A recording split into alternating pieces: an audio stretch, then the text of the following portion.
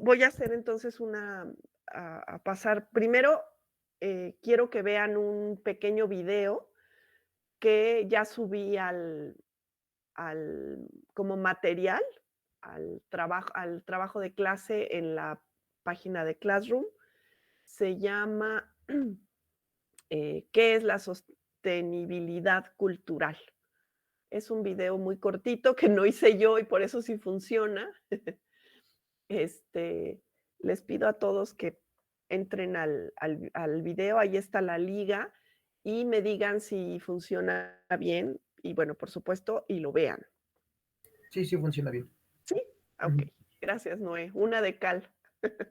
Okey, entonces dura minutitos, vamos a esperar, vamos a dar unos 5 minutos, y cuando ya lo hayan visto, por favor, pues, me ponen una manita o algo, ¿no?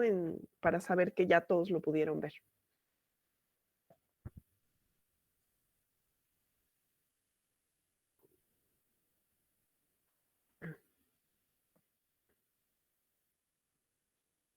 La sostenibilidad cultural. Esta entiende el ejercicio de la sostenibilidad y el diseño sostenible desde el reconocimiento del valor que tiene la cultura como agente de cambio, ya sea natural o construido, como el medio social.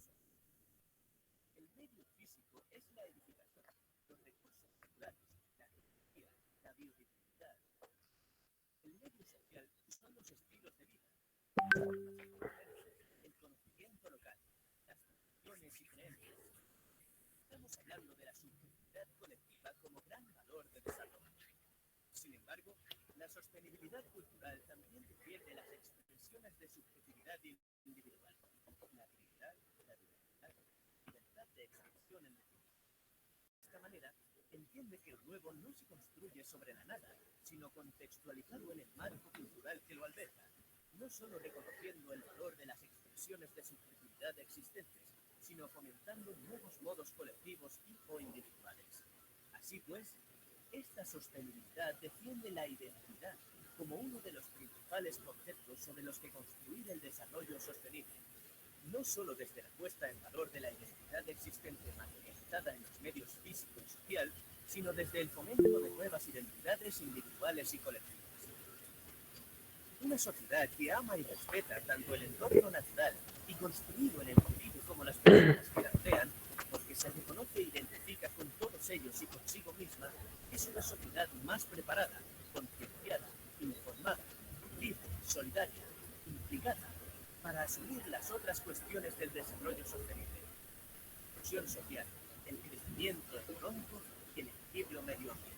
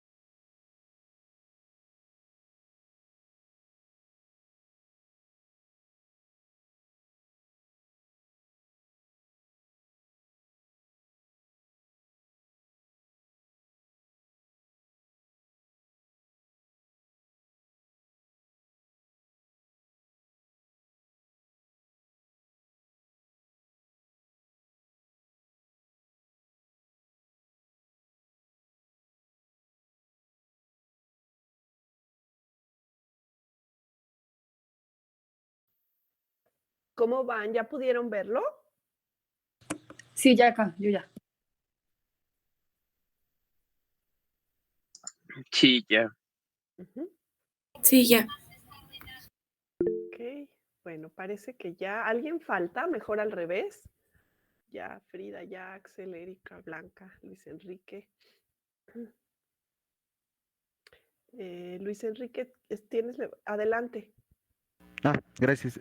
Una pregunta. Ujú. La presentación que subió, espere, deje quito el video. O sea, ya vi el video, Ajá, pero subió una presentación. El paisaje magueyero 1 en prueba. PPT. Ajá, prueba 1. Ajá.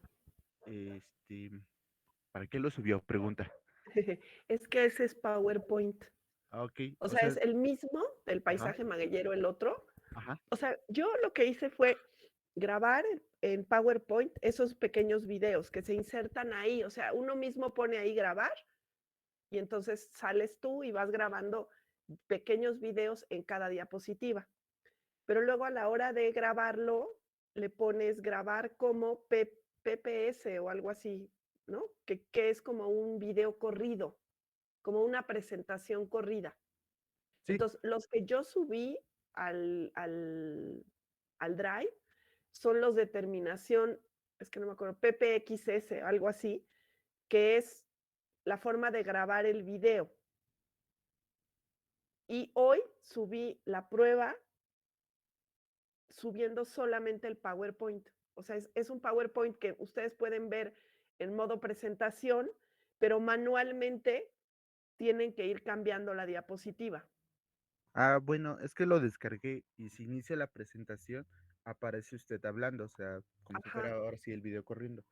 Es, pe- Entonces, pensé que era toda la presentación, o sea, todo, las 4 del magueyero, lo exporté a video y pues sí, corre el video normal, o sea, ya es un video MP4, perdón.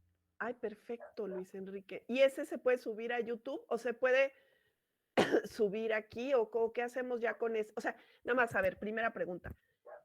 ¿Ese video que tú grabaste tiene, yo qué sé, 20 diapositivas o 10 diapositivas o solo una? Tiene ahora sí que las de la primer presentación, todo Y, lo del tema 1, por así decirlo. ok, ok. Entonces sí está completa y sí corren todas las diapositivas. Sí, mire, Ah, si quiere perfecto. puedo compartir pantalla y se lo muestro rápido. Órale, va. Y nada más de verme me va a dar el infarto, pero bueno, sí, para De ver acuerdo, si sí. Y si ya es MP4, de acuerdo, de acuerdo. Mire, o a sea, ver, porque esa es la presentación ya en PowerPoint. ajá. Si se inicia Hola, ¿qué presentación, tal? Sí. Buen día a todos. se ve su video. Ok, Entonces, pues lo que hice fue como exportarlo, sí, crear un video. Aquí como lo puse en Full HD, ¿no? ajá. Ya se exportó. Y aquí está. En formato 4, Y si en ese lo MP. subí, ese, ¿cómo lo podemos? ¿Ese cuánto? ¿Ese pesa poquito? O sea, ¿ese lo puedo subir al Classroom y ya? Sí, dura 3 minutos, pesa 152 Ah, pues está megabytes, muy bien. y ya es archivo MP4, entonces si se abre, A ver, ¿podrías adelantar la rayita roja nada más como a la mitad? Para ver si es que yo, sí, sí cambia. Ah, pues perfecto, eso es lo que tengo que aprender. Y ahora, ¿cómo me lo pasas o cómo hacemos? Tú no lo puedes subir al Classroom, solo yo ah, puedo, ¿verdad? sí, bueno, si quiere lo subo como una carpeta Drive y se la comparto por su correo y a los demás compañeros, y ya si en Drive ya los pueden ver como si fueran YouTube. Ok, pero entonces también tendría yo que subir. A ver, espérame. Lo Sí, que sí. voy a hacer es, pido una disculpa, pero aparte estoy un poco más lenta de lo normal con esto de la del COVID. Pero a ver, ¿me puedes volver a mostrar cómo lo hiciste para que yo haga los otros videos? Ok, pues ahora sí, si los tiene así abierto en Ajá, yo PowerPoint, abro el PowerPoint, ¿no? Y ajá, luego, se va a donde aparece esquina inferior izquierda en archivo, sí, y aquí lo va a poder, le aparece la información. O sea, si sí, lo quiere guardar, guardar como, o si lo quiere compartir. Lo que sí, tiene que hacer es exportar ok, exportar, ajá, y le va a dar cómo lo quiere exportar. Si como un documento PDF, una presentación, ajá, a un video, un GIF o no sé qué otra cosa. Entonces, en crear un video Ok. y ya Ajá. aquí le aparece el cómo lo quiere subir. Si lo quiere en estándar para que no pese mucho, Estándar mejor, ¿no creen? ajá, o hasta en HD para que no se pierda mucho la calidad, Ok. porque hasta HD. se puede en 4K. No, no, no, no, no, no, no queremos tanta elegancia. Bueno, si quiere HD, Ajá, aquí lo deja tal cual como está, ajá. sí, así, tal cual. Y ya, crear Crear video. video. Ok. Le va a pedir cómo quiere que se guarde. Ah, Punto uno. Y ya solo pone el nombre que usted quiere cómo aparezca. Aquí le dice que va a aparecer en formato MP4 ajá. y en exportar. Ok, ok. Y Bueno, ya. El mismo PowerPoint le va a decir en la parte de abajo que se está exportando y cuánto va a tardar. Es ok, esta barrita de aquí abajo carga. ok. Y ya, se exportó como Ay, video. Ujú. muy bien. Gracias, Luis No, ¿de qué? Enrique. Gracias porque al final la que terminó aprendiendo hoy más fui yo. Lo voy a hacer terminando, bueno, no estoy segura si terminando esto porque el problema es que estoy aquí y los demás mientras están encerrados en otros lugares. Es una cosa muy complicada este asunto. Ya todos, bueno, varios ojalá no, pero creo que varios hemos vivido estas historias. Pero de hoy no pasa que lo hago y lo subo y ya me dicen, por favor, este, mm, que sí funcionó y, y continuamos con esta historia. Y si no, pues plan B.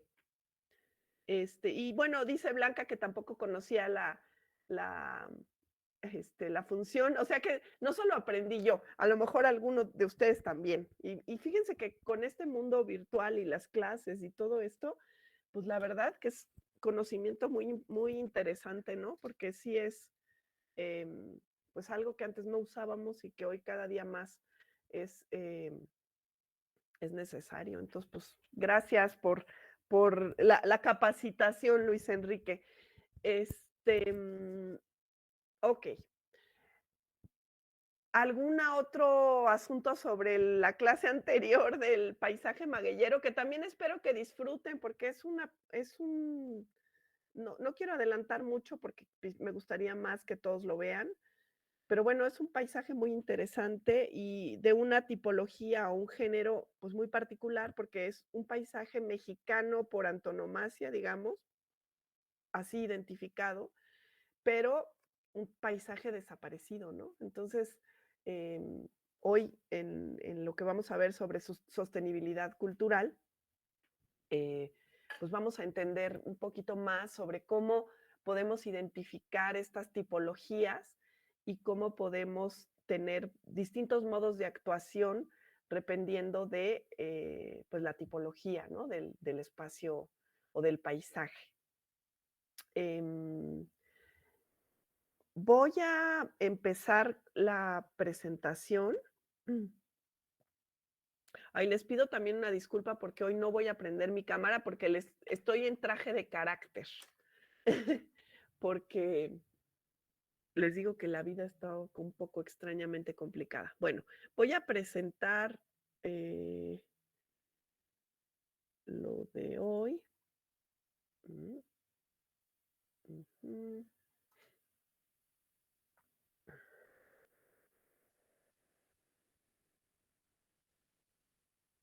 ujú,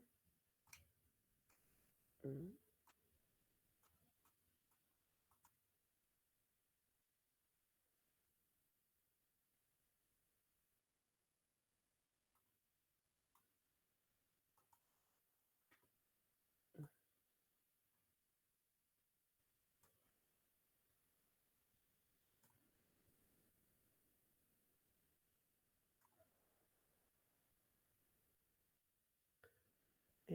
Ok.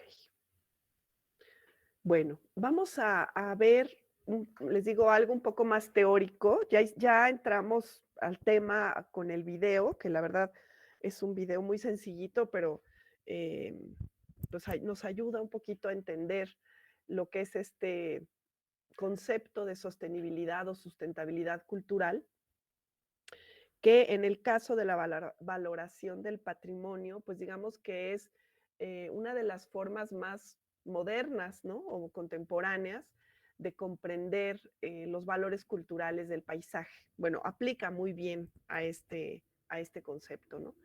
Entonces, vimos en el video cómo se habla mucho de los elementos de la sostenibilidad y siempre se menciona lo ambiental, lo social y lo económico.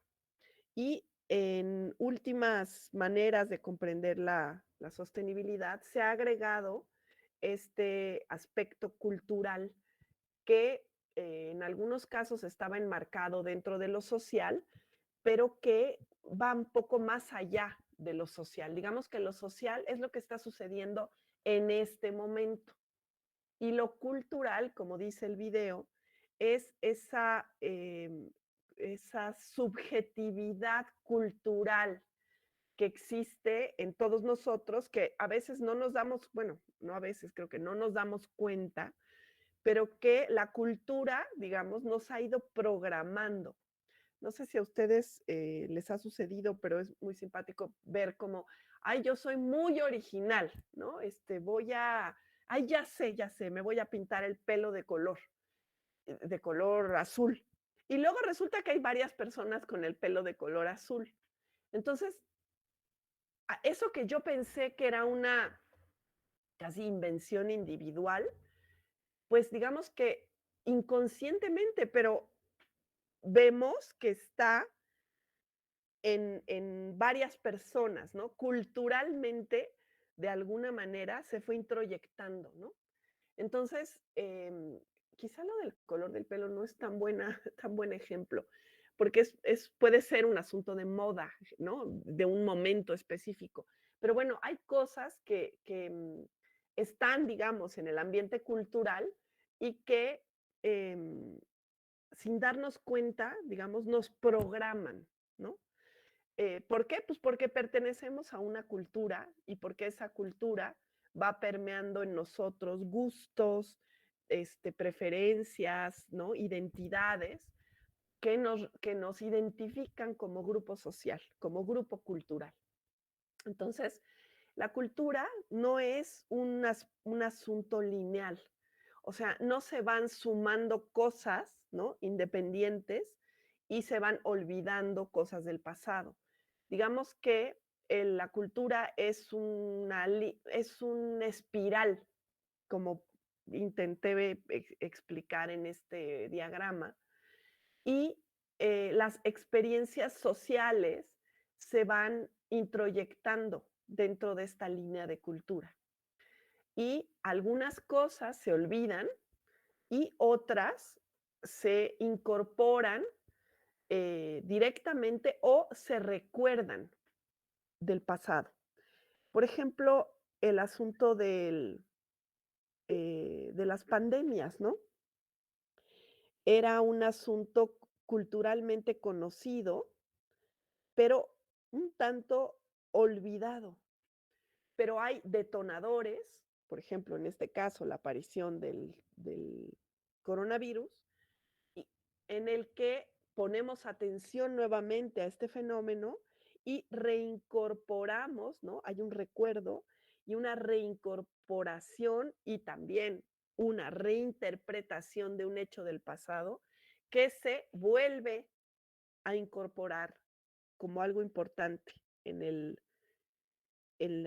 esta línea evolutiva de la cultura. Eh, si ese recuerdo no está, no tiene condiciones para poder ser, ese hecho, perdón, no tiene condiciones para poder ser recordado, pues no tendríamos cultura. Siempre iniciaríamos el aprendizaje desde cero. Entonces, en términos pues de todos los productos culturales, incluyendo el paisaje, que como ustedes recordarán, dijimos ya, y ustedes ya lo han estudiado, el paisaje es un hecho cultural.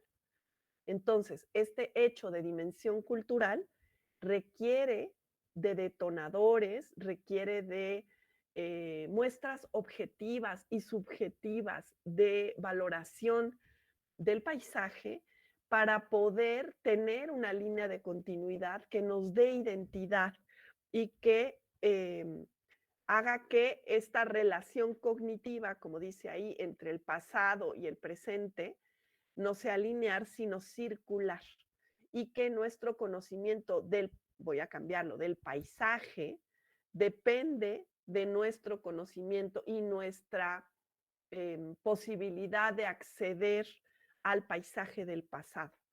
Y de esta manera el pasado y el presente se ligan en un círculo interpretativo. Entonces, cuando nosotros incorporemos cualquier elemento en el paisaje, debemos visualizar que no estamos en una línea, no lo que yo haga es lo que a mí se me ocurrió y va a determinar solamente el presente. No, determina, por un lado, el futuro, pero también determina la apreciación del pasado. Y en términos de nuestra conciencia sobre esta posibilidad sustentable o no de ejercer sobre un paisaje, pues cambiamos, ¿no? Nuestra visualización sobre lo que estamos interviniendo. Como les dije, es un concepto pues bastante novedoso. La UNESCO lo incorpora a partir de este texto de la conferencia Hábitat 3 de Quito, Ecuador, en donde se publica este libro sobre que se titula La cultura es el cuarto pilar del desarrollo sostenible. Lo pueden consultar en internet y bueno, pues lo pueden, está incluso en español. Y pues es una inclusión del enfoque humanístico, ¿no?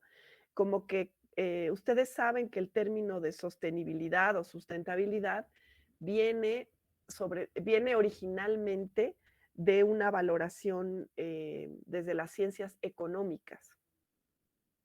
Y este concepto que pues ahora sí que pegó con ganas, ¿no?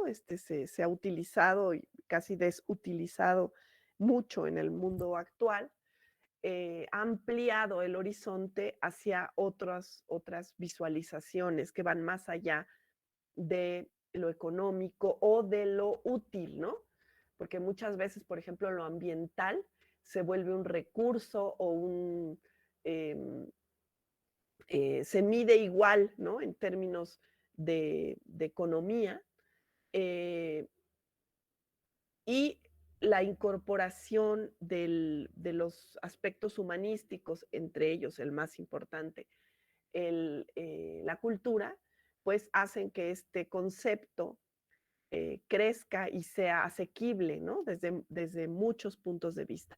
A mí lo que me parece importante es que lo que no podemos hacer es considerar que algo es sostenible o sustentable solamente en un aspecto, ¿no? En un aspecto podremos decir, por ejemplo, el económico, sino que nuestra visión sobre lo sostenible hacia el futuro y desde el pasado tiene que considerar todos los aspectos. Y en algunos textos, estos aspectos añaden, como este caso, un cuarto pilar, como la cultura, y en otros textos, que ahí también pueden ver menciones, como este de Soini, se considera que la cultura es pues la base, digamos, de todos los pilares.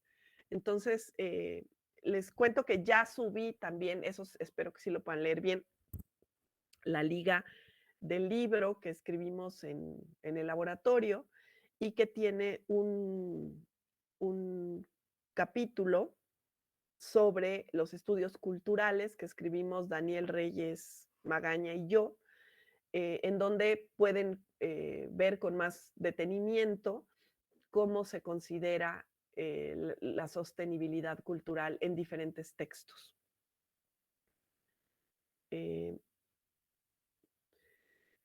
vamos a ver ahora, porque en ese texto, en ese libro, que como les comenté siempre, aquí tenemos siempre la exposición, pero hay algo que lo eh, respalda, en este caso el libro, más bien ese capítulo del libro.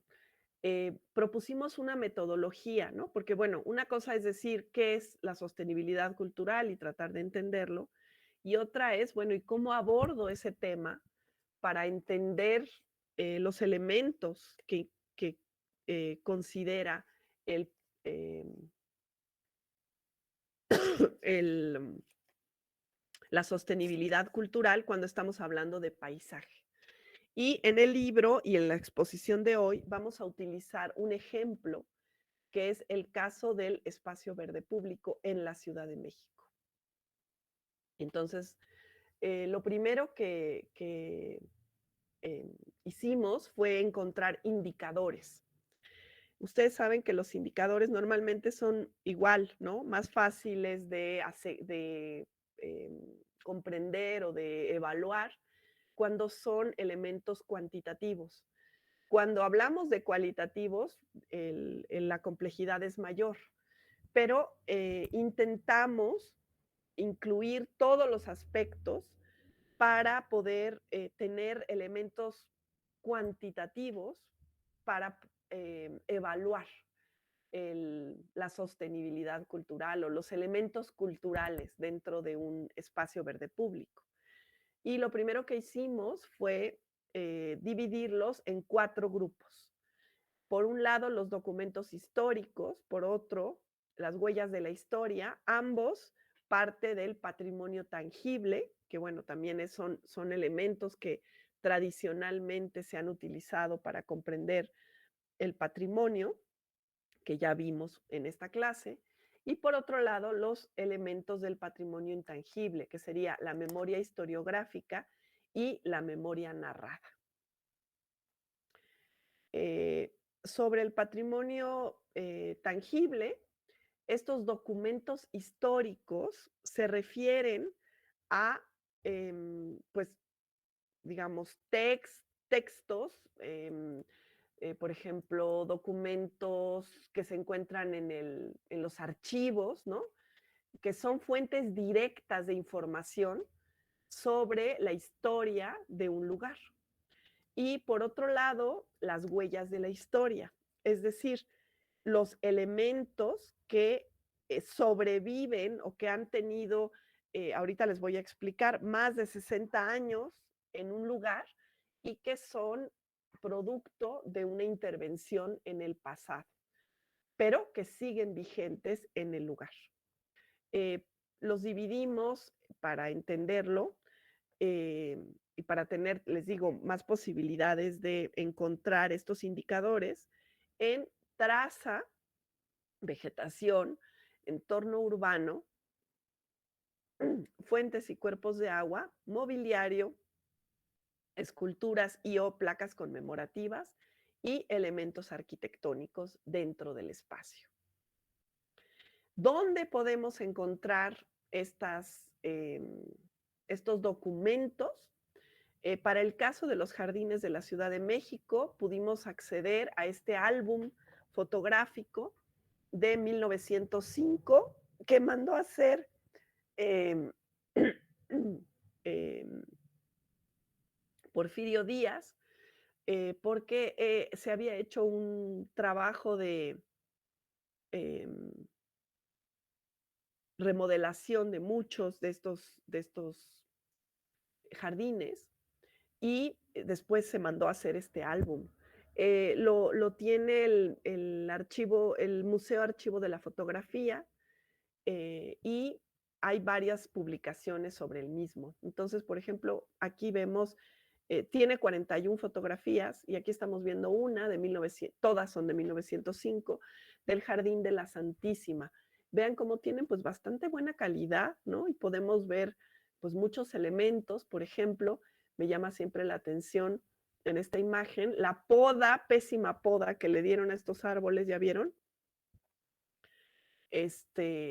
Podemos identificar especies, podemos ver algo también pues de los usos, ¿no? De las personas que están cerca de este lugar. Y podemos incluso en algunos casos intuir la traza. En este caso no, pero en otros sí se puede. Entonces, bueno, pues este sería uno de los documentos, como les dije, es un documento del pasado que es un testimonio, pero que no hay una interpretación, simplemente es un álbum fotográfico. Otro de los elementos que pudimos utilizar son son los planos originales de los jardines que se encuentran resguardados en el archivo de la Ciudad de México, del exayuntamiento de la Ciudad de México. Y afortunadamente hay una publicación de la doctora Ramona Pérez Bertruy que compiló todos estos estos planos, mapas, alzados, etcétera, los restauró y publicó varios de ellos, porque bueno, normalmente uno tiene que ir al acervo, ¿no? Al archivo, pero en este caso tuvimos la suerte de esta publicación de la UAM que contiene planos desde 1771 hasta 1935.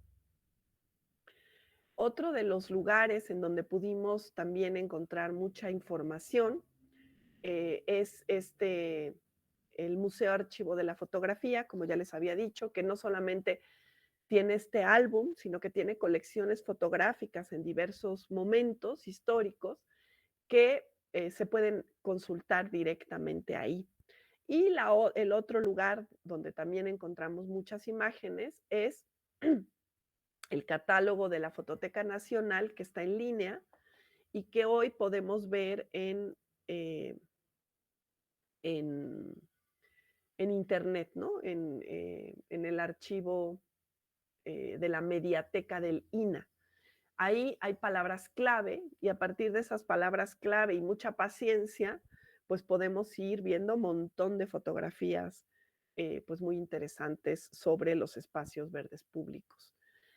También hay una colección importante que también se puede consultar en línea y también en físico en el archivo Orozco y Berra, que es la Mapoteca Nacional, en donde pues también podemos ver muchos planos de la ciudad y como en este que aparece al fondo de la imagen de la diapositiva, vean cómo podemos distinguir incluso la traza de algunos de estos jardines. Por ejemplo, en este caso, el jardín de la Alameda, que aparece casi en el centro, ¿no? ¿Ven mi puntero? Sí. Sí. Bueno, aquí pueden ver la Alameda, que fíjense cómo no tiene el trazo de la Alameda actual. Es un trazo anterior a la última intervención profunda de 1974. Aquí estaba la estructura de Adamo Boari, que se conocía como, donde estuvo la librería de cristal. Entonces, bueno, aquí podemos ver algunos de los trazos, ¿no? de estos jardines. Y lo que hicimos fue relacionar estas dos partes, ¿no? Por un lado, las categorías, que como les dije, fueron traza, vegetación, arquitectura, entorno urbano, ¿no? Y por otro lado, las categorías de documentos.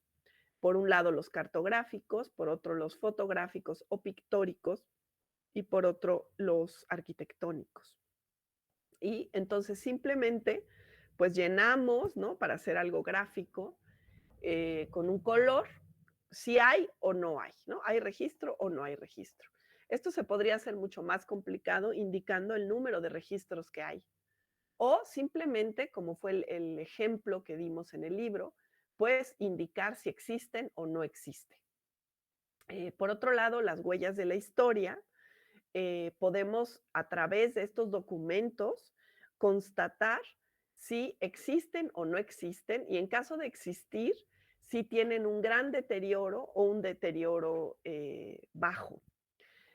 Por ejemplo, en el caso de la vegetación, con la fotografía que vimos en la Santísima, que ya vimos que son fresnos, que tienen esa característica de esa poda mal realizada en algún momento, ¿no? Podemos ir al lugar y con la fotografía identificar cuáles de esos ejemplares vegetales siguen estando en ese lugar.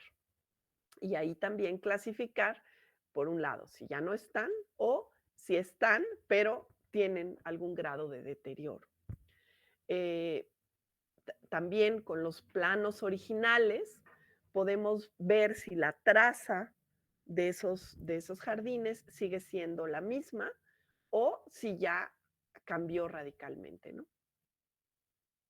Por otro lado, hablamos del patrimonio intangible y aquí la metodología propuesta tiene que ver con dos aspectos. Por un lado, la memoria historiográfica, es decir, la memoria de lo que ha sucedido en ese lugar que está, ha, ha estado escrita, ¿no? Eh, ha habido una interpretación de los hechos. Por ejemplo, podemos encontrar historias de la Alameda, no son los documentos originales, pero ya algún historiador o algún interesado ha hablado sobre el desarrollo histórico de este lugar y nos da información que ha obtenido de los documentos originales. Entonces, puede haber publicaciones particulares, por ejemplo, un trabajo específico sobre la historia del jardín o del Paseo de la Alameda, publicaciones temáticas, eh, o información sobre la creación del jardín que esté escrita, ¿no? En algún texto, eh, que por un lado puede o hablar del jardín o hablar de un evento histórico trascendental que sucedió en ese lugar. Por otro lado, la memoria narrada, pues son elementos que están presentes en la sociedad actual, pero que, como les dije, pues muchas veces son heredados de historias que nos han contado pues algún antepasado, ¿no? Que se ha transmitido de generación en generación de forma oral. Y para esto se propone contactar informantes clave, es decir, siempre por ahí en estos barrios antiguos, sobre todo, hay em, cronistas, ¿no? O hay personas que son como pues muy respetadas y reconocidas porque se saben historias, porque pues tienen un papel social relevante en el lugar y, em, y como que son los narradores por excelencia. Por otro lado, podemos hablar también de la identificación de construcciones histórico-físicas, ¿no? De cosas que han sucedido y que han ido cambiando el lugar, que la gente recuerda. También podemos identificar vínculos identitarios con el espacio que incluyen tanto la construcción histórico-física como la construcción inmaterial del espacio, o sea, esta construcción pues de a veces leyendas, de cuentos, de anécdotas, ¿no? De cosas que han sucedido y que se guardan en la tradición oral. Igual en este caso, pues se van llenando estos cuadritos, ¿no? Eh, para saber si hay evidencias o no sobre estos aspectos del patrimonio intangible. Para que identificar qué aspectos tienen una relación más cultural, lo que se propone, que nos basamos en varios textos, es identificar relatos que tengan más de 3 generaciones. O sea, relatos que hayan sobrevivido entre generaciones que no se conocieron y que están guardadas tanto en la memoria historiográfica como en la memoria colectiva. Es decir, fíjense que este es un experimento interesante.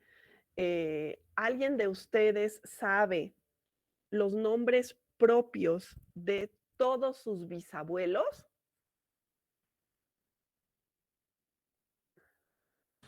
Yo no. ¿Alguien que sí? Es que ahora no puedo ver el chat porque estoy en pantalla completa. Por favor, si alguien escribe en el chat, díganme. Blanquita dice que sí, profa. ¿Sí? ¿Blanquita?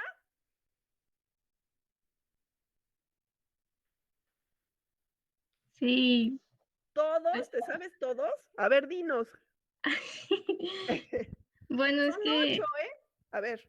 teníamos, bueno, mi hermana y yo estamos haciendo el árbol genealógico, Ajá. entonces sí, pues hemos estado entrevistando a mis papás y a unos tíos para conocer todos los nombres, Oye, qué pero más o interesante. menos, no me acuerdo así bien, pero lo Ok, tengo escrito. pues eres un caso extraordinario porque tienes un interés particular en construir tu árbol genealógico, ¿no? Con todo y eso, pues confirmo que no es que tú te lo supieras, sino que los tuviste que buscar, ¿cierto? Sí, sí, Ajá. ¿Por qué? Pues porque nuestra memoria individual, familiar, normalmente es más clara eh, cuando mucho 3 generaciones atrás. O sea, mis padres, mis abuelos, cuando mucho mis bisabuelos. Ya para los tatarabuelos, a lo mejor sí lo vas a conseguir. Puedes incluso encontrar información en los archivos del registro civil, ¿no? Pero es bien complicado. Este, nuestra memoria directa o digamos más transparente, no transparente en el sentido de, transparente en el sentido de precisión, vamos a decir, tiene cuando mucho 3 generaciones. Entonces, las otras cosas, digamos que están en un subconsciente, sobre todo en términos culturales.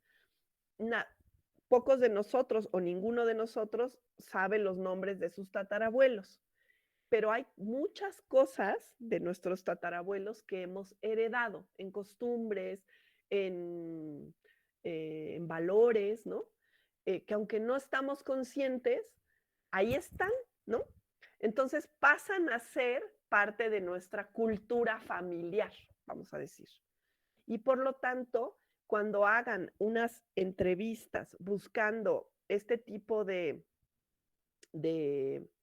información, es mejor entrevistar personas mayores de 60 años y después corroborar si esos relatos que nos dieron siguen o no presentes en las generaciones más contemporáneas, ¿no? Y de esa manera podemos ver que hay relatos que desaparecen y relatos que continúan presentes en, en en esta riqueza cultural del lugar. Y bueno, pues cómo hacerlo, nosotros ahí en el libro lo pueden ver. Esto no aplica para todo, pero es un ejemplo. Se se diseñó una encuesta, ¿no? Y se aplicaron encuestas en estos lugares, ¿no? No encuestas, perdón, son entrevistas. Y con el resultado de toda esta búsqueda, eh, se formula este círculo, digamos, en donde pasamos, digamos, los colores, ¿no? De cuando sí hay o no hay, dejamos en blanco lo que no hay, dejamos en color lo que sí hay, y a partir de un comparativo entre los estudios de cada lugar, pues podemos ver qué lugares tienen más valores patrimoniales o en términos de cultura en los lugares que vamos estudiando. Entonces, lo que hicimos fue aplicar esta metodología en el centro histórico de la Ciudad de México. Y las razones fueron que pensamos, esa sería la hipótesis del trabajo, pensamos que en la parte más antigua de la ciudad, pues debería de haber más patrimonio cultural en términos de los espacios verdes públicos. Y para esto empezamos por identificar estos lugares y pues buscar información sobre tratar de construir una historia, ¿no? De cómo fueron apareciendo los espacios públicos verdes en la ciudad.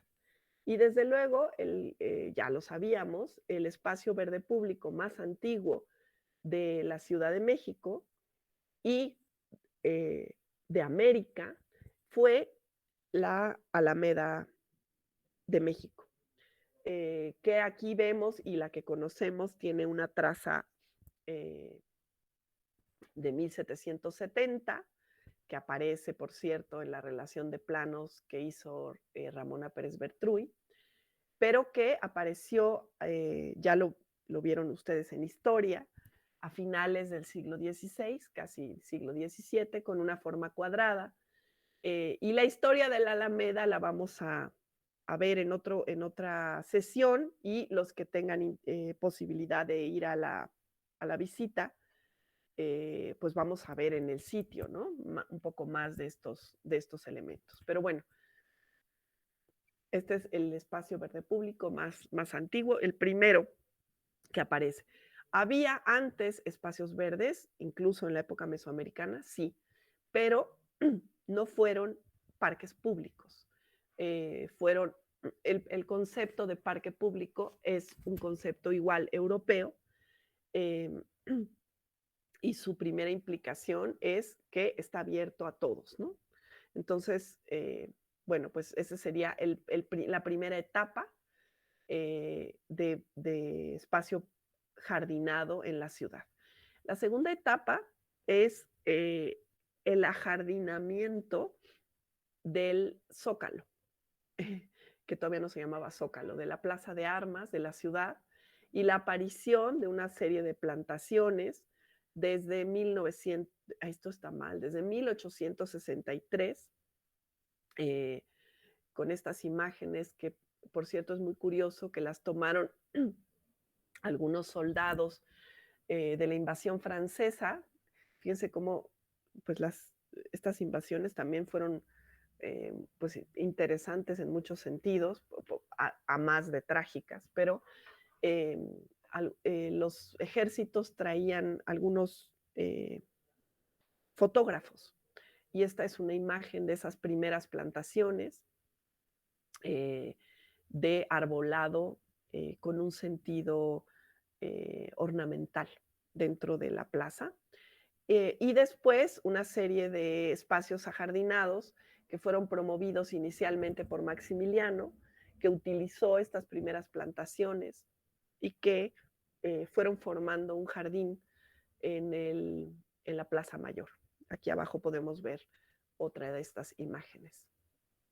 Una segunda etapa, tercera etapa, perdón, llevamos entonces solo el paseo de la Alameda, el jardín del Zócalo, y más adelante 8 jardines que se construyeron en la República Restaurada después de la desamortización de los bienes del clero, que, como ustedes saben, fue pues una expropiación de todos los bienes de la iglesia, de todos los edificios de la iglesia, que eran eran dueños de más de la mitad de la ciudad, y que algunas de las acciones que se hicieron fueron pues partir las propiedades con avenidas, ¿no?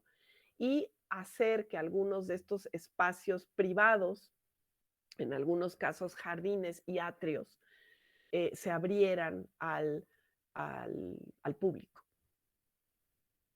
Estos primeros jardines son estos 8, estaban en San Fernando, otro es el de la Santa Veracruz, en fin. Podemos observar aquí que es muy interesante que muchos de ellos se llamaron bajo los nombres de los héroes nacionales, ¿no?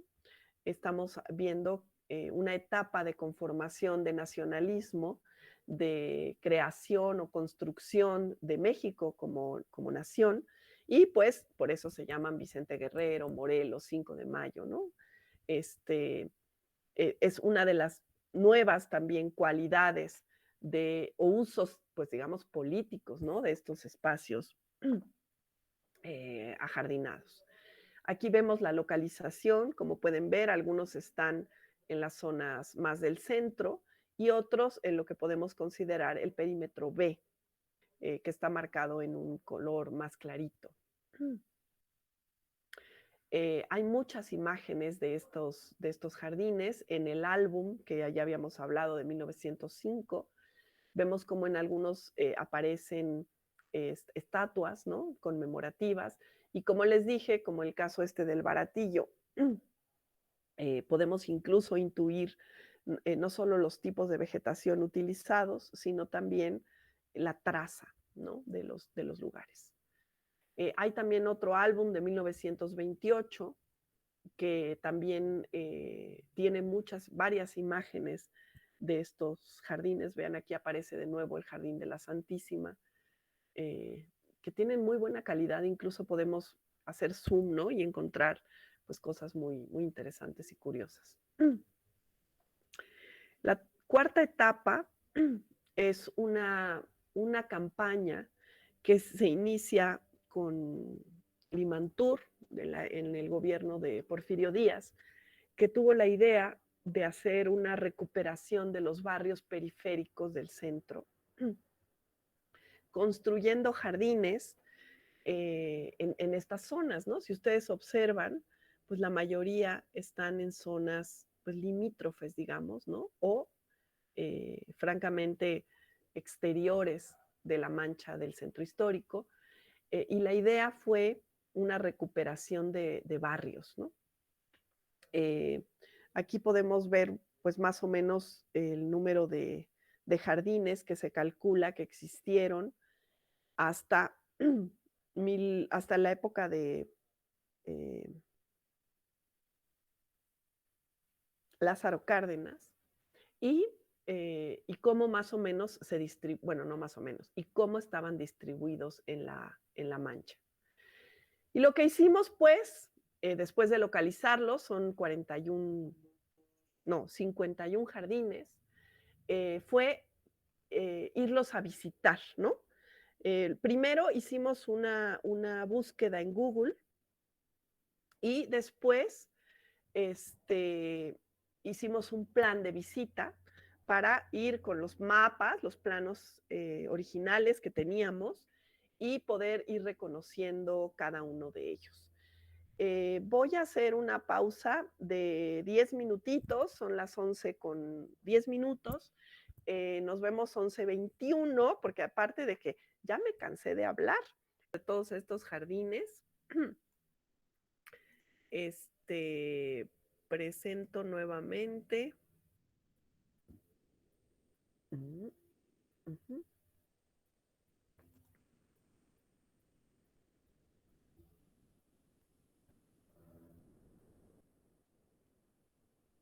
¿Sí ven la presentación?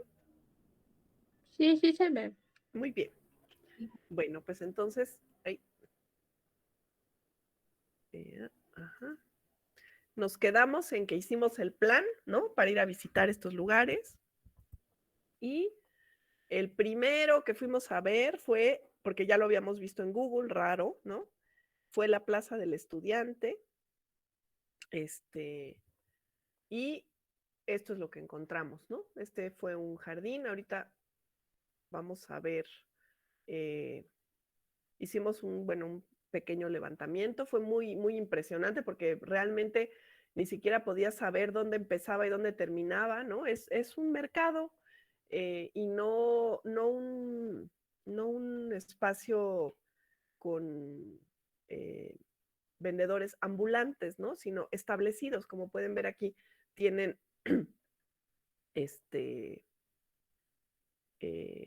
pues son cortinas y todo, ¿no? Llevábamos un dron, a ver si esto camina. Hicimos algunos vuelos, que bueno, ahí podemos pues ver un poquito más, vimos desde arriba, ¿no?, dónde empezaba, dónde terminaba, cómo se une este comercio encima, digamos, de las otras calles, ¿no? Un poquito también cómo se mueve la gente en este lugar, los árboles que quedan, localizamos también una antigua asta bandera y más o menos pues la forma de las construcciones aledañas. Ay, y ya no quiere caminar. Escape. ¿Y ahora? Uy. Y ahora está pensando. Ahí está. Uy. Y bueno, pues llevábamos, como les dije, el plano original, una fotografía de 1928, donde aparecía esta estatua, y el plano, pues, con la traza, ¿no? Que ya no es visible, y las zonas ajardinadas. Si ustedes pueden ver, pues, yo creo que un 85% de la superficie era área permeable, verde, y un paseo, ¿no? Pero bueno, pues este jardín lo podemos clasificar como desaparecido. No les voy a mostrar los 50 jardines, pero bueno, aquí es otro ejemplo, el Jardín Santos de Gollado, que les cuento que para mí es muy significativo porque de niña viví cerca de aquí y siempre pues paseaba con mi abuela por ahí y cuento que esta fuente es una mujer con un cantarito que le sale agüita, aquí se ve, ¿no? Y yo de niña decía, pero ¿por qué no se le acaba el agua? Así como que me llamaba mucho la atención, ¿no? Y bueno, pues imágenes también del álbum de 1928. Otra posterior, si ustedes ven, el contenedor ya cambió, ¿no? Aquí esta fotografía de 1928. Vean un poquito el entorno, la vegetación, las construcciones.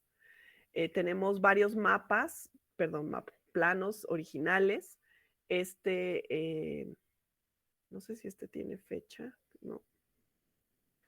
Así, este es del 52. Y teníamos otros también anteriores de la publicación de Pérez Bertruy. Y aquí vemos el estado actual, que ya no es, por cierto, el estado actual, ya hubo otro cambio, otra intervención, con el arco chino, porque es cerca de ahí, en esta calle Dolores, hay varios, lo que se considera el barrio chino de México, y un poco pues imitando estas puertas que se colocaron en muchos barrios chinos en Estados Unidos. Les cuento que hicimos entrevistas, nos dijeron que ese arco iba a estar sobre la calle, pero Protección Civil no los dejó construirlo y entonces pues finalmente lo construyeron en este jardín. Le cambiaron el contenedor a la fuente, que por cierto quedó bárbaramente desproporcionada. Metieron aquí pues unos arreglos de jardinería, combinando plantas pues, muy distintas, ¿no? Y hay construcciones pues de una escala radicalmente distinta a las que había, que vimos en las imágenes. Hay accesos a estacionamientos públicos a través de este jardín. Y vemos aquí, porque algunos de sus compañeros hicieron visita a este lugar hace 2 años, y vean ya la otra intervención, ¿no? Cambiaron el pavimento, cambiaron el contenedor de la fuente, imitando una de las imágenes que habíamos visto en las fotografías. Se puso algo de mobiliario urbano, vean cómo la vegetación pues aguantó alguna y otra no. Y bueno, lo que pudimos constatar es que este jardín, igual que muchos del centro histórico, tienen intervenciones muy continuas, ¿no? Y se cambian sin mayor pues cuidado, ¿no? Se invierte en ellos, en proyectos nuevos constantemente. Y este es pues uno de los casos. Vean cómo pues el entorno ha cambiado. No podemos decir vamos a reconstruir un jardín de hace 100 años, ¿no? como era, porque lo que ya tampoco es igual es el entorno, es el centro, ¿no? Son muchas cosas, pero estos espacios que pudieron haberse conservado como un testimonio histórico de los espacios públicos más antiguos de la Ciudad de México, pues finalmente se vuelven como unos, vamos a decir, pastiches, ¿no? De intervenciones que no tienen ni continuidad eh, ni ponen en valor, ¿no? La historia de estos lugares. Se hace mucho por la arquitectura y realmente casi nada, o más bien se destruye el espacio público, cosa que es pues muy trágica, ¿no?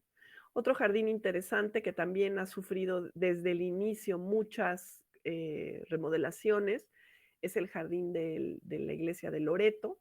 Aquí vemos uno de los planos originales que coincide con esta imagen fotográfica de 1905. Vean igual como pues creo que al 90% del espacio era un área permeable que le da acceso al templo y que pues desde el inicio, ¿no? De ser un acampado, vamos a decir, eh, ha tenido varias intervenciones, entre ellas la incorporación de, bueno, primero de un gran jardín, después se agrega una fuente, que es una fuente diseñada por Francisco Tres Guerras, y después se quita un tiempo la fuente y se hacen otras intervenciones. Aquí también podemos ver un vuelo con el estado actual, que también ya fue remodelada esta plaza y que por cierto no he ido con esto de la pandemia, es una de las actividades pendientes.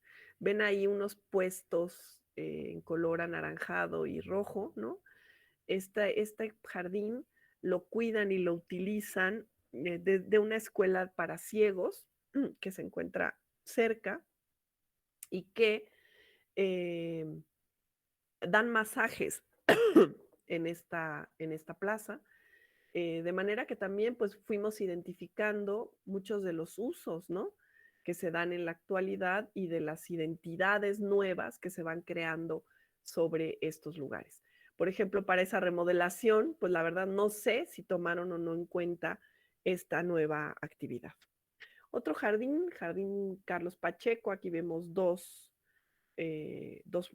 planos distintos de proyecto, una imagen de 1905 y pues también una remodelación absoluta, vean el estado actual. Este es un jardín muy interesante porque hubo un programa de Adopta tu jardín, algo así, en la delegación, ya en los 2000. El barrio decidió incorporarse a esta propuesta, se hizo un proyecto y se cerró con una reja perimetral.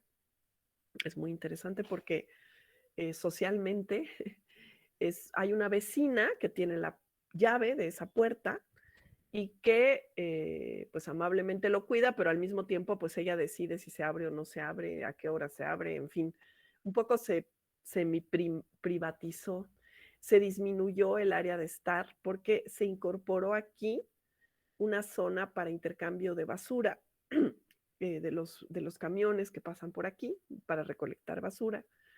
Y entonces, bueno, pues como que se disminuyó, ¿no? El área lúdica. Otro jardín, como otro ejemplo, pues aquí tenemos el jardín original. Lo que podemos ver en todos estos casos es cómo lo que se ha disminuido radicalmente es el área permeable. O sea, los que eran jardines hoy se están convirtiendo más bien en plazas, ¿no? Porque son mayormente pavimentadas. Este jardín pues también tiene una historia muy interesante relacionada con la fábrica de tabacos del Buen Tono. El jardín original lo vemos a la derecha, como ven, pues son áreas jardinadas, efectivamente ajardinadas, ¿no? Verdes.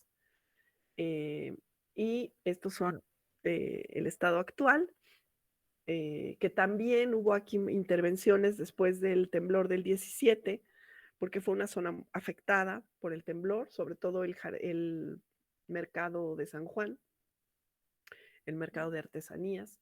Y esta plaza pues fue, digamos, intervenida por la XW, que está cerca, la transmisora de radio, y se incorporaron una serie de bustos de locutores famosos que pues finalmente le dan una identidad totalmente distinta a la que tuvo originalmente. Aquí vemos algunas imágenes. Seguramente estas palmeras, con la tragedia de las palmeras en la ciudad, ya no están o están ya enfermas. Y aquí vean cómo, bueno, pues hay diferentes tipologías de estos bustos, ¿no? Y finalmente, pues son testimonios de cambios en la forma de valorar y de dar significado a estos espacios. Por último, llegamos ya todas abatidos porque no encontrábamos ningún jardín que tuviera parecido a los planos originales. Llegamos a este pequeño jardín, San Sebastián Torres Quintero, que está atrás de Loreto, enfrente del templo de San Sebastián. Aquí podemos ver en la zona de perímetro, ¿no? del centro, cerca ya de la Merced. Y aquí llevamos nuestro planito y, oh sorpresa, que sí se conserva la traza de este jardín, que tiene dos partes. Aquí vemos una rectangular y una un poquito más cuadradita, digamos. También les voy a subir un texto que hice con Ramona Pérez Bertruy sobre la historia de este jardín, que es muy interesante, muy rica. Este jardín tiene además esta torre, que es un elemento pues, de gran identidad en la zona, y en las entrevistas que hicimos nos dio muchas pistas sobre qué es lo que había sucedido aquí, porque en la memoria colectiva se recuerdan varias cosas, unas inventadas, ¿no? Y otras como teléfono descompuesto, de cosas que se cree que sucedieron en esta torre y que nos ayudaron a buscar información. Algunos de los vecinos nos dijeron que esta torre había sido un observatorio. Vean, bueno, aquí está la parte cuadradita, la torre en medio y esta parte rectangular. Vean cómo igual es una zona de comercio informal denso, pues en estos corredores, ¿no? Comerciales, pero lo que es muy interesante aquí es que a pesar de ser una zona de paso y con muchísima presión, ¿no? De uso comercial, se ha conservado el jardín. Alguna vez di una conferencia que se llamaba Las ventajas del deterioro, que es triste, pero bueno, al ser un lugar pues poco atendido, socialmente hablando o políticamente hablando, pues se ha conservado la traza original.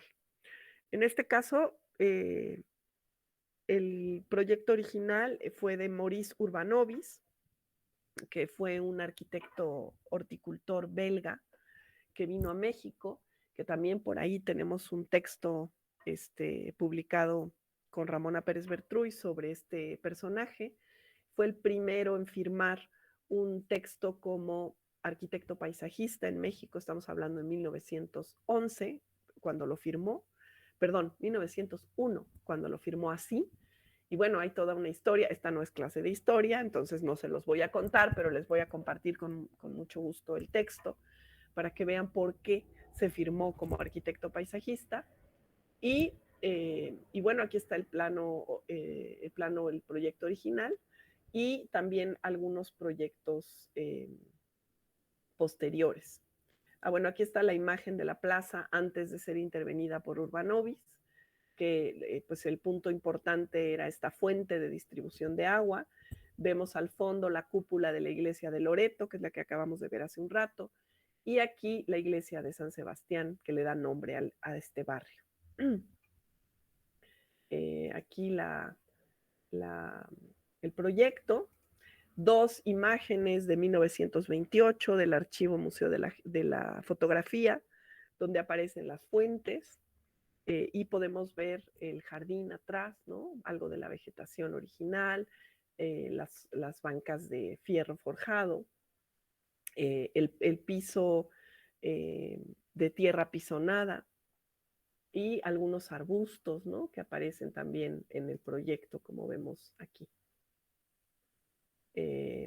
Después encontramos también los planos de la torre. Había 2 proyectos, uno de ellos fue el que se construyó, pero en ningún lado decía para qué servía la torre. Y les digo que nos comentaron que había sido un observatorio. Era muy raro porque al final lo que tiene al frente la torre es una ventanita al frente, no hacia arriba, ¿no? Entonces dijimos, pues, ¿cómo va a ser un observatorio si para ver el cielo se necesita ver hacia arriba, no hacia el frente? Pero eso nos dio pistas para empezar a buscar cosas, ¿no? Y dimos con dos aspectos muy interesantes. Uno, buscando en los boletines de la Sociedad Mexicana de Astronomía, vimos que ahí hubo un telescopio público que puso la Sociedad Astronómica de México y que estuvo durante el paso del cometa Halley por México, y fue un telescopio público. Entonces fue pues también pues un elemento que le dio mucha identidad. Vean, aquí al fondo está la iglesia de San Sebastián, y pues aunque era una instalación pues no permanente, fue un espacio importante. Y les digo, en la memoria colectiva se recuerda que ahí hubo un observatorio. Y la torre, digamos, que guarda la memoria, pero en realidad la torre no fue un observatorio. Entonces, el otro de las pistas que por ahí alguien mencionó fue que fuera un reloj público.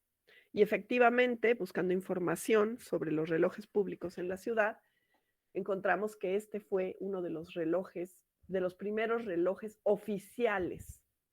Yo siempre digo que hoy no tenemos ni duda hasta de los minutos, de los segundos. Todos nuestros teléfonos celulares están sincronizados hasta el segundo, ¿no? Si yo les digo que ahorita son las 11:42 y ustedes lo ven en su teléfono, pues seguro coincidimos. Pero eso pues es un asunto de la tecnología moderna que no existía antes, ¿no? Los relojes pues se ponían, no sé si alguien de ustedes ha usado alguna vez un reloj de manecillas, ya es rarísimo, ¿no? Pero uno le pone la hora que quiere y en todo caso, pues lo ajustamos con nuestros teléfonos, ¿no? Pues digamos que antes la hora oficial era la que marcaban estos relojes que se incorporaron a la ciudad en el siglo XX y que por cierto se apedrearon porque la gente no quería tener pues una vida tan controlada por el tiempo. Entonces, bueno, pues la maquinaria fue traída de Suiza y se construyó esta torre en este jardín como parte de esta serie de relojes oficiales, ¿no? Y ahí está la torre, nada más que ya no se recuerda, o muchos no recordamos qué era originalmente. También, bueno, pues lo pusimos en valor a partir de este texto que escribimos y que pues le da más entidad, digamos, o más valor patrimonial a esa torre. Encontramos también otras imágenes, vean esta de 1968 a cuenta de las Olimpiadas, vean el aspecto del jardín, la falta de mobiliario, ¿no? Ahí la gente está sentada en unas cajas, y una serie de, pues también de identificaciones sobre vegetación. Entrevistamos a los familiares de Maurice Urbanovis, que siguen viviendo en México, y el nieto nos contó que en su familia comentaban que el que trajo las palmeras Phoenix, ¿no? Phoenix, que son estas que ahora tienen la plaga terrible, que se están muriendo y que aquí podemos ver una, fue Maurice Urbanovis. Un dato también pues muy interesante, vean los juegos de agua, ¿no? La vida, había mucha vida en este jardín, también porque era un paradero de transporte público, de camiones que salían hacia las afueras de la ciudad. Y bueno, también ayudaba el reloj, ¿no? Una serie de elementos que le dieron mucha vida y mucha identidad a este jardín. Aquí vemos otra imagen. Y bueno, finalmente lo que pudimos hacer después de, les digo, haber revisado todos estos jardines, fue construir estos círculos para cada uno de ellos. Y los resultados son muy interesantes. Vean, el Jardín Sebastián Torres Quintero tiene tanto elementos del patrimonio tangible como elementos del patrimonio intangible, ¿no? Podemos ver un cuadro pues lleno de color. Por otro lado, vemos espacios como el caso del Jardín del Estudiante, que sigue habiendo documentos históricos, ¿no? Están en los archivos, la parte anaranjada, pues está muy coloreada.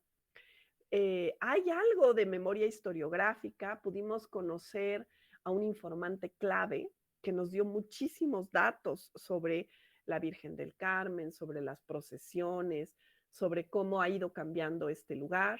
Nos ayudó a localizar, les digo, el asta bandera, en fin, mucha información. También algunos de los habitantes más viejos del lugar siguen recordando muchas cosas, pero hay muy poca memoria narrada, o sea, se empiezan a olvidar algunas cosas y hay casi que cero, ¿no? Muy poquitas huellas de la historia. Es un cuadro desequilibrado y en la medida en que estos cuadros o esta evaluación muestre un desequilibrio entre lo tangible, lo intangible, los documentos, los lugares, la historia, pues el peligro de que las aportaciones culturales de estos lugares desaparezcan y no haya elementos para poder recordar, pues los llevan, digamos, a una muy posible extinción, ¿no? ¿Qué elementos pudimos identificar como importantes para que esto sucediera? El temblor de 85 y el cambio de pobladores, ¿no? Como muchos de los pobladores de estas zonas se fueron a vivir a otros lugares, la memoria narrada, la identidad de estos espacios con los barrios decreció, ¿no? Terriblemente, y por lo tanto no hubo quien los defendiera, ¿no? Porque no había arraigo con los nuevos habitantes. Entonces nosotros pudimos ver que eso fue parte de lo que provocó estos cambios tan radicales, ¿no? Y lo que pudimos hacer después de visitar y estudiar todos los jardines fue proponer estas tipologías. Una tiene que ver con una tipología de un jardín permanente. O sea, por ejemplo, la Alameda es un jardín que ahí está, que se conserva, que ahí sigue. Otra tipología la llamamos transformado, ¿no? Que tiene que ver con esta constante transformación de los lugares, pero el espacio sigue siendo un espacio público. Por ejemplo, el Jardín de Loreto. Jardines desaparecidos, ¿no? Que podríamos decir que son como desechos culturales. Hay muchos casos de jardines que hoy son mercados establecidos, ¿no? Y que ya no hay reversibilidad. Y también pudimos ver que hay algunos jardines que no estaban en nuestra relación, pero que continúan estando vigentes, ¿no? Que son nuevos. Y la sorpresa, después de la hipótesis que habíamos planeado originalmente, que era que en la Ciudad de México, en el centro histórico, es donde más jardines históricos hay, pues totalmente se vino abajo. Vimos que del total de jardines, el 21%, o sea, 10 de los jardines han desaparecido. O sea, ya hay una construcción encima de ellos. Y 10 más, otro 21%, se conserva el espacio público, pero ya no hay un jardín. Ese sería un caso, por ejemplo, del Zócalo, ¿no? Hubo en algún momento un jardín, pero ya actualmente pues no hay jardín, aunque sigue habiendo un espacio público. Jardines transformados son la mayoría de los estudiados, el 52% han sido constantemente transformados. Y solamente hay 3 jardines que tienen la traza original y que se conservan. ¿Y cuáles son estos jardines? Pues son la Alameda, que también ha tenido transformaciones. Consideramos que pues, es el más antiguo, aunque no es el mismo trazo que el siglo XVI. Se construyó encima con el trazo de 1770. Como les dije, sufrió una transformación en el siglo XX, que fue recuperada a finales del siglo XX y que fue recientemente intervenida en el 2012, que es lo que veremos en la próxima sesión. Por otro lado, otro de los jardines que se conservan con su traza, que también es muy interesante, es el Jardín de la Ciudadela, y el Jardín San Sebastián Torres Quintero. Sobre estos dos últimos, les digo que acabamos de publicar, bueno, acabamos, ya no sé por qué, como que la pandemia me parte, ya no sé si pasó mucho tiempo o poquito, pero acabamos de publicar este texto sobre la historia de estos dos jardines, el Jardín de la Ciudadela y el Jardín San Sebastián Torres Quintero, que también se los agregaré en la página, en el Classroom. Ahí está, pues nada más porque nos gustó mucho cómo quedó. Fue también toda una complicación hacer los vuelos del dron, cada día es más difícil. Pero bueno, me gusta porque lo que podemos entender es que estos jardines son jardines en movimiento, son jardines vivos, ¿no? Que tienen la oportunidad de ser parte de la memoria de la ciudad y que en muchos casos esta posibilidad de ver el pasado, de conservar el patrimonio, pues se ha perdido, pero en otros casos pues sigue ahí, ¿no? Y nos da esa oportunidad de comprender la ciudad con las capas de la historia que la han ido formando y haciendo lo que es hoy. Muy bien. Bueno, dejo de compartir aquí.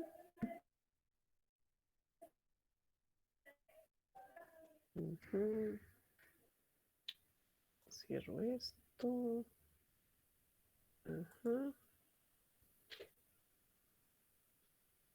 Ya regresé. Y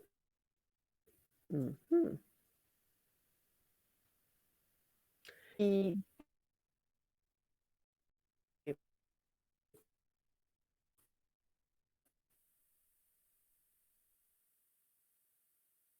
primero, rápidamente, ¿alguien tiene alguna duda o algún Es comentario? increíble el trabajo y qué minuciosidad, qué bárbaro. Ay, gracias, Gabriel. Pues la verdad es que nos llevó, se dice fácil, pero bueno, ahí en el libro pueden ver cuánta gente intervino, muchísima.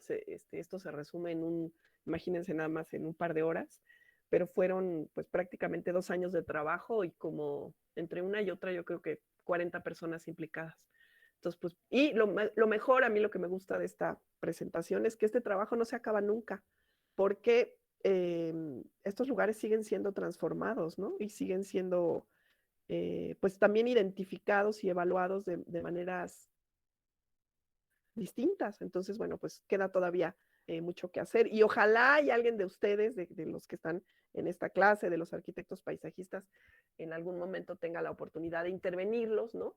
Y de pues yo digo que la cosa es intervenirlos tomando en cuenta no solamente que son los valores patrimoniales que tienen, sino que nuestras acciones pueden hacer respirar. Yo digo, esa es la palabra, respirar la historia, ¿no? Y mostrar pues estos valores, ¿no? Del patrimonio que en muchos sentidos han sido no solo ignorados, sino borrados.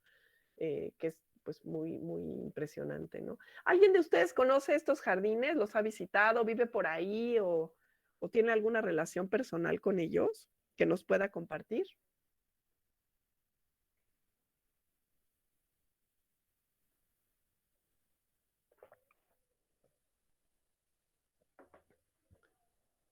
Fíjense que ese es otro de los fenómenos que yo observo, que la población en el centro se renovó, vamos a decir, en el 85 con el temblor, pero ya envejeció nuevamente. O sea, como que hay pocas generaciones nuevas, ¿no?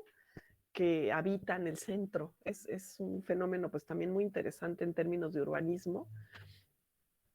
Pero pues es interesante, ¿no? Que los conocemos muy poco. Dice Noé que no los conoce, pero le dieron ganas. Sí, es interesante. Y van, o sea, a lo que los invito, si es que se animan el día de la Alameda, solo veremos la Alameda, pero bueno, si quieren ir por su cuenta o si quieren ese día visitar otros, es que comprendan cómo lo que se ve ahí es pues poquito y más bien feíto, vamos a decir. Pero cuando agregamos conocimiento sobre estos lugares, cuando entendemos que hay un plano, que hubo un belga que vino y lo hizo, que ahí había un reloj, que, en fin, todas estas cosas que nos da la curiosidad, la preparación sobre la comprensión del patrimonio, esos lugares se transforman, ¿no? Y dejan de ser un lugar sin sentido o sin gran significado y se convierten pues en importantes testimonios, ¿no? De nuestra historia, de nuestra manera de habitar, de nuestra manera de construir espacios públicos que tienen una trayectoria verdaderamente larga, ¿no? Incluso en términos mundiales y que pues es muy interesante ver todo eso, ¿no? Dice Jennifer que de todos solo conoce la Alameda y del resto los nombres ya los había escuchado. Sí, también es muy interesante, les cuento, que los nombres de los lugares, de estos jardines, cambian, depende del tiempo, depende del documento, es también interesante en términos, pues casi que de psicología social, ¿no? Cómo les vamos como quitando identidad y cambiando los nombres, así como que de un día a otro ya cambió, y sin razón aparente, ¿no? ¿Cómo explicar? Bueno, no solo sin razón, puede haber, en algún momento pudo haber habido alguna razón, ¿no? Que hubo necesidad de hacer el cambio, pero no se registra, ¿no? Las razones. Y entonces van perdiendo su propia entidad, digamos. Y entonces en un documento aparecen con un nombre, en un plano aparecen con otro nombre, y seguir la historia de esos lugares es bien complicado porque no hay continuidad, ¿no? Y entonces, pues también es algo que podemos reflexionar o podemos interpretar, ¿no? En estos avatares, digamos, de la historia de los jardines públicos en México. Yo lo que he podido observar es que hay más jardines públicos en lugares como Coyoacán, jardines históricos, en lugares como Coyoacán, que en el centro histórico. Y mucho se ha hecho por conservar, fíjense, edificios, ¿no? Los edificios se vuelven intocables, ¿no? No le vayas a cambiar la marquetería de la ventana porque se arma en el INA terriblemente.